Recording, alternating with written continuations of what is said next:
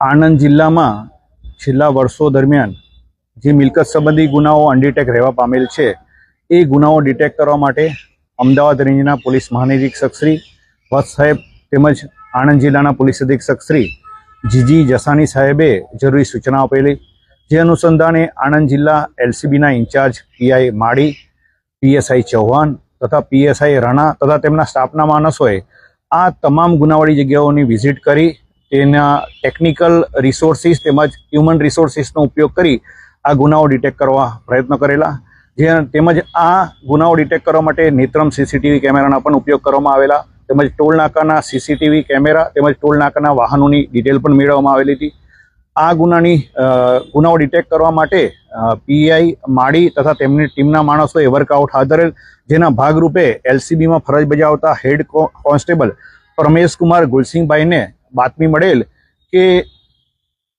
Anklav police સ્ટેશનની હદમાં તારીખ 5/6/2026ના રોજ લાલપુરા કિંગરોડ રોડ ઉપર આવેલ ખરીમાં એક ઘરફોડ ચોરીનો બનાવ બનેલો હતો, જેમાં 1,87,200 રૂપિયાનો મુદ્દામાલ ગયો હતો, જેમાં અમેરિકન ડોલર પણ હતા. આ અમેરિકન ડોલર લઈને આ ગુનાને જે અંજામ આપેલો છે તે વ્યક્તિ આણંદના પાયોનિયર હાઈસ્કૂલ પાસે આવનાર છે,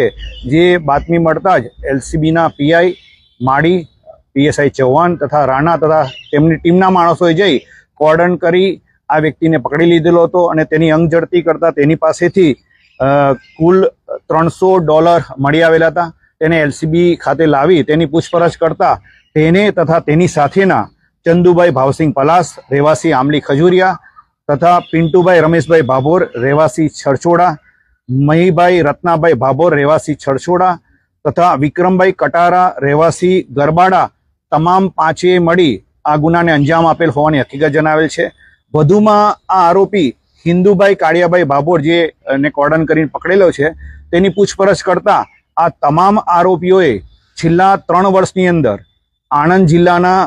અલગ અલગ પોલીસ સ્ટેશનની હદમાં, જેમ કે સને 2024ના વર્ષમાં પેટલાદ રૂરલ તથા તારાપુર ખાતે લૂંટના ગુનાને અંજામ આપેલો હતો. સને 2025ના વર્ષમાં તારાપુર તથા પેટલાદ રૂરલ પોલીસ સ્ટેશનની હદમાં ઘરફોડ ચોરીનો ગુનોને અંજામ આપેલો છે. તેમજ સને 2026ના વર્ષમાં આકલાવ તથા વિદ્યાનગર પોલીસ સ્ટેશનમાં ઘરફોડ ચોરીને અંજામ આપેલ હોવાની હકીકત તપાસ દરમિયાન જણાવેલ છે. આ આરોપીઓનો